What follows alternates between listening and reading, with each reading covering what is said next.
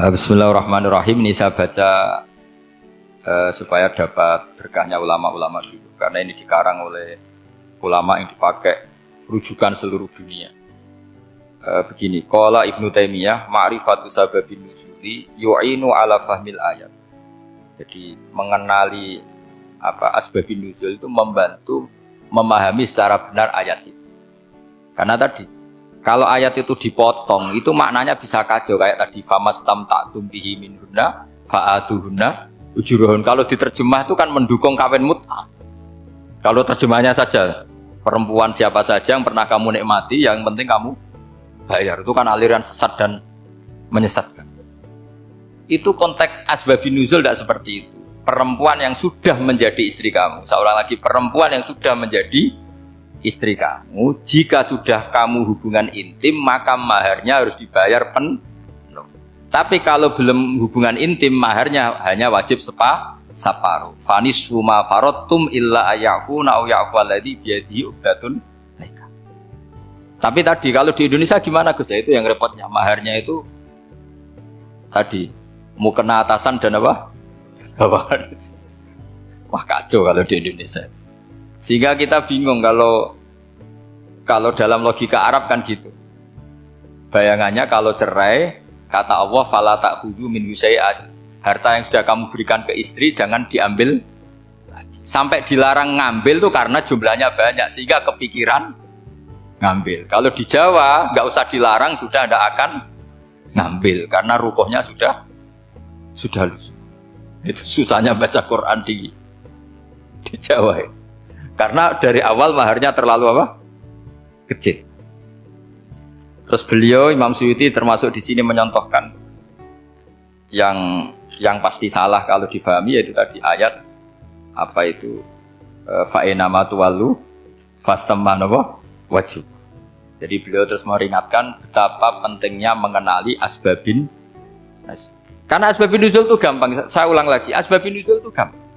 Gampangnya begini ya, kan ada satu peristiwa, misalnya begini, Rasulullah itu kan mengkritik penuhanan Lata dan Uzza, berhala-berhala itu dituhankan, dikritik sama Rasulullah. Kemudian mereka begini, karena mereka biasa personifikasi Tuhan, Muhammad, kalau Tuhan itu tidak Lata Uzza dan itu terbuat dari batu, lalu Tuhan Anda itu dari apa? Amin fiddotin audhabin, lalu Tuhan Anda ini dari emas apa dari perak? Karena mereka nggak bisa membayangkan Tuhan tanpa dipersonifikasi. Terus Allah menurunkan qul huwallahu ahad, Allahus somad, lam yalid wa lam yulad wa lam yakul lahu kufuwan ahad. Karena otaknya mereka sudah begitu, yang namanya Tuhan itu harus dipersonifikasi. Makanya saya kemarin di Korea seminggu, cerita yang paling unik gini Pak On, ada bos Islam, ada bosnya TKI yang baik. Mereka mengizinkan pekerjanya sholat. Bareng sholat tuh diingeti ke atas ke bawah, kok nggak ada arcanya. Sehingga setelah sholat dibilang, apa saya berikan berhala sekalipun, karena gak kebayang ada orang sholat kok tanpa berhala, tanpa Tuhan. Yang kamu sembah itu mana, kok gak ada, apa tak belikan. Jadi unik. Nah teman saya yang satu unik lagi, dia termasuk pegawai Garuda, yang derekno saya ke Korea itu orang pegawai Garuda. Dia karena orang kaya biasa ke Eropa kemana-mana. Singkat cerita dia sholat di mall karena nganggep Korea itu sudah negara maju kayak Eropa. Setelah sholat di mall pas asar itu, security-nya nelpon polisi. Pak polisi, di sini ada ritual teroris. Jadi kalau menamakan sholat itu ritual. Jadi artinya apa? Ritual-ritual yang kita lakukan itu macam-macam cara pandang. Orang ateis itu kan Cina, kan Korea itu kan ya Cina lah, Korea, Jepang, RRC itu kan sipit. Itu ya yang namanya ibadah sembahyang harus ada patungnya atau ada arcanya atau ada benda-benda. Orang Islam kan nggak ada sama. Makanya mereka itu kok bisa? Problemnya kita, saya ulang lagi, ini problemnya. Problemnya kalau ada itu ya repot. Begini misalnya, ini masih tentang asbabun nuzul. Ini contoh terakhir tentang masih asbabun nuzul. Umar radhiyallahu anhu, sahabat Umar itu kalau mencium Hajar Aswad itu sambil gedumel. Tidak berdoa tapi gedumel. Masyhur. Itu ada di Bukhari. Alim tu annaka hajarun la tadurru wa la tanfa walau la anni ra'aitu rasulullah wa qabbalaka ma qabbaltuka. Saya tahu loh. Nyium Hajar Aswad dicium tapi sambil gedumel. Saya tahu loh kamu hanya batu, enggak mandoroti, enggak manfaati. Kamu jangan GR, saya cium itu jangan GR. Kalau saja saya tidak melihat Rasulullah mencium kamu, maka saya ada sudi nyium kamu. Dah gitu aja. Terus itu tiap nyium Hajar itu tidak doa. Kalau kamu kan nggak minta kaya, minta macam-macam. Kalau Umar malah gitu. Nah, kenapa demikian? Itu ada asbabun nuzulnya.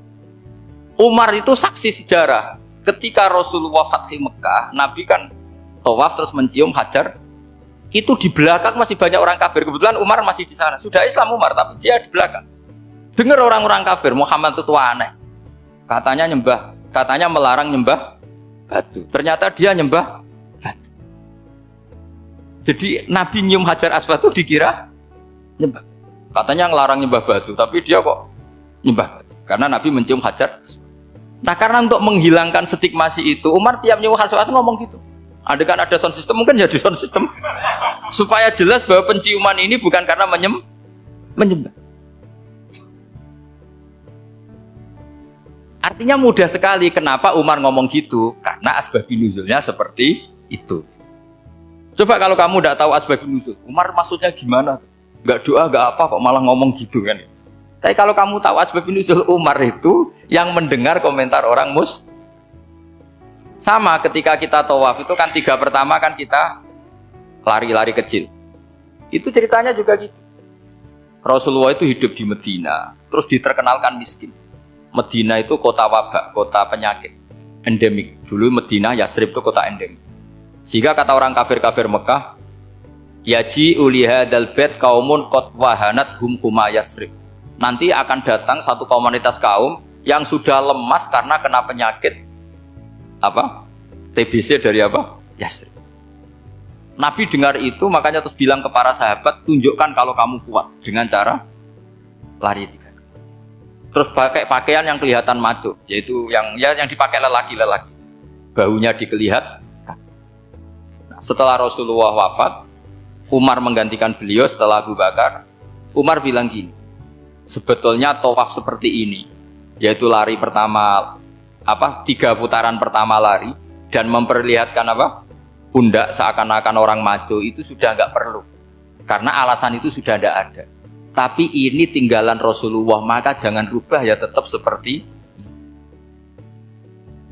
Akhirnya meskipun sudah tidak ada alasan tadi menjawab stigmasi orang kafir, tetap tawaf seperti.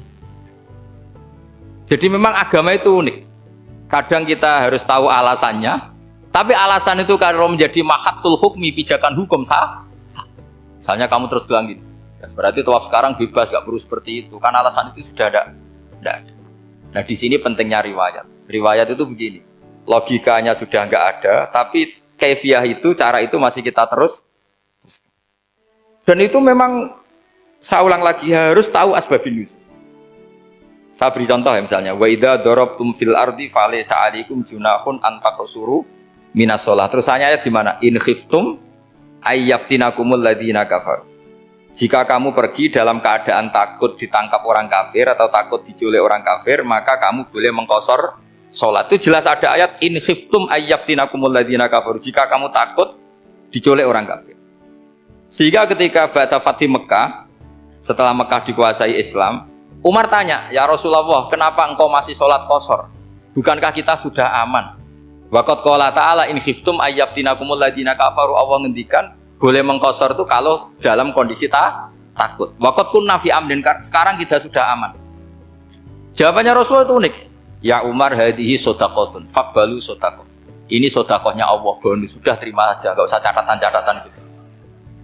Sehingga era Umar ya ada lagi yang tanya Umar ke gitu. Kata Umar, sa'altu dzalika Rasulullah sallallahu alaihi wasallam faqala hadihi shadaqatu wa faqbalu shadaqah. Sudah, ini bonus dari Allah, terima saja. Ini kan unik. Padahal kalau secara disiplin ilmu kan begini. Kamu boleh mengqasar sholat kalau dalam bepergian dan dalam keadaan takut. Logika hukumnya kalau tidak takut, tidak usah. Sama seperti begini. Kamu kalau pergi jauh seperti saya Pak On, itu ngqasar sholat apa enggak ngqasar kan? Alasannya kalau qasar itu, kalau pergi itu masyakot, repot. Sekarang pergi kita pakai Alphard, pakai Innova, bawa uang, disupirin, itu masyakot enggak? Enggak kan? Tetap boleh jamak enggak? Boleh. Sebenarnya kamu jamak itu karena pengetahuan hukum apa karena enak jamak? Kalau alasannya masyakot kan sekarang sudah ada. Nggak repot. Ya sudah pakai hadis tadi, ini hadiah, terima saja. Jadi makanya agama itu riwayat. Tapi ada saja ulama yang agak-agak balik loh. Agak balik gini, banyak juga ulama misalnya duwe gawe, ibunya sakit terus ribet jamak sholat. Kenapa? Ribet ngurumat ibu. Makanya ada saja kiai yang duwe gawe mantu itu terus jamak sholat, tapi jangan ikuti. Tapi ada saja karena alasannya jamak itu karena apa? Repot. Ya ada saja, tapi ya jangan ditiru. Cuma saya ini cerita yang analisis hukum itu memang agak-agak unik. Jadi tadi kadang Nabi itu ditanya, ya Rasulullah, kita dulu boleh jamak qasar ini kan karena in khiftum ayyafdinakumul ladzina kafaru, takut diancam orang kafir. Sekarang aman, kenapa tetap jamak? Jawabnya Nabi, ini hadiah, terima saja. Ya ada sahabat yang bantah, kenapa Nabi? Allah itu zat yang baik, kalau sudah ngaji bonus nggak pernah ditarik lagi. Makanya Nabi kalau berdoa itu unik, ya siapa yang disiksa di dunia karena dosanya, fawahu akramu min ayyus sanniya uqubatahu fil akhir. Kalau ada orang salah kok di dunia sudah dikasih sanksi, Allah itu lebih mulia untuk mengulang nanti di akhirat. Akram itu Allah terlalu mulia, maksudnya orang kepikiran wis males ya selesai, tidak akan di. Kalau sampean kan enggak, masih ingin lagi. Jadi itu cara berpikir nubuah. Jadi berpikir nubuah itu beda. Ada orang pas sujud diinjek sama orang fasik, diinjek, kemudian si yang sujud tadi, wawah la yaghfiru wallahu laka, demi Allah tidak akan ngampuni kamu. Itu langsung Allah memberi wahyu sama Nabi di zaman itu, bilangin yang sedang sujud itu, dia harus minta maaf sama saya, kata Allah. Mangdzalladzi yata'alla ala fulan, dia bersumpah bahwa Allah tidak akan memaafkan orang itu harus diralat. Nabinya iskal, kenapa ya Allah? Yang Tuhan itu saya ini punya sifat dua, bisa menyiksa dan bisa memaafkan. Kenapa dia milih sifat saya satu tidak memaafkan? Akhirnya apa? Orang yang nginjek tadi sama Allah dikasih tobat dan jadi orang soleh. Jadi itu makanya kamu nggak boleh jadi orang ekstrim nyifati Allahnya satu. Nggak boleh, Allah tetap bisa yaghfiru liman yasha wa yu'adzibu. Sifatnya Allah dua ya tetap dua, nggak boleh kamu pilih satu. Misalnya kamu kan biasanya gini, yang ghafur untuk kamu, yang sadidul uqab untuk orang lain. Mesti kelakuannya sampean kan begitu. Tidak boleh seperti itu. Rasulullah kayak apa bencinya sama Wahsy? Karena Wahsy itu qatilu Hamzah. Yang membunuh Sayyid Hamzah siapa? Itu bencinya bukan main Rasulullah. Sampai maksud-maksud Wahsy. Tapi sama Allah malah diturunkan ayat laisa laka minal amri syai'un aw yatuba alaihim aw yu'adzib. Muhammad, meskipun kamu kekasih saya itu tidak wilayah kamu, maafkan atau enggak, terserah saya, kata Allah. Ternyata betul, malah Wahsy dikasih tobat. Nah sekarang enggak, orang itu nyifati Allah sama orang lain syadidul iqab, kalau sama dirinya enggak boleh seperti itu. Allah ya sifatnya tetap. Jadi boleh kamu misalnya berdoa, ya Allah mbak yang cantik itu semoga dapat jadi istri saya. Mbaknya juga boleh berdoa, ya Allah naudzubillah min dzalik. Jadi ini adu kekuatan, nanti terserah, nanti Allah pihak yang mana. Kayaknya pihak yang perempuan mungkin. Karena kasihan kan kalau cantik dapat orang apa? Jelek. Saya tuh andaikan boleh fatwa fikih, yang saya haramkan tuh orang jelek dapat orang jelek. Karena kasihan anak-anaknya, tahu-tahu jelek banget. Jadi itu kan kasihan itu. Jadi dalam Islam itu seperti itu. Jadi apapun benci kita sama musuh kita, Allah bisa saja memperlakukan musuh kita secara baik. Karena Allah itu yaghfir. Tetap kita harus sifati Allah yaghfiru liman yasha wa yu'adzibu. Jangan karena kita benci seseorang seakan-akan Allah sama dia pasti yu'adzib. Pasti menyek. Itu yang dicontohkan Allah kepada Rasulnya, itu beliau tidak cocok sama Wahsy, malah Wahsy dikasih petunjuk. Makanya terus ada ayat apa? Laisa laka minal amri syai'un aw yatuba alaihim aw yu'adzib. Muhammad, tidak wilayah kamu, saya menentukan mengadab atau mengam. Makanya rata-rata kiai ulama itu halim. Orang halim itu rileks, layinal janib, tidak gampang menvonis orang lain. Biar Allah tetap dengan sifatnya yaf'alu ma yasha, bahwa Allah bisa melakukan apa saja. Soal kamu benci sama seorang, benci saja atas nama kamu, jangan nyatut-nyatut Allah. Misalnya kamu cinta seseorang, wah ini yang calon presiden ini harus jadi presiden. Ternyata Allah menghendaki jadi menteri, mau apa? Ya Allah ya falu maya sak, mau apa coba? Yang kiai atau Pak On, BPAI, pantasnya kan menteri agama itu Pak On. Tapi kalau Pak yang takdir gitu mau apa? Ya sudah, Allah ya falu. Santai aja.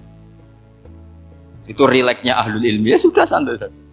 Ini negaranya Allah, ini kerajaan Allah, ini buminya Allah, ya Allah biarin ya falu. Mas, jadi Tuhan Allah kamu yang repot. Kira-kira jadi Tuhan itu Allah kamu yang repot. Ya Allah biar tetap ya falu. Maya, Allah boleh yaufiri lima yasa, udah atibu. Saya kira demikian.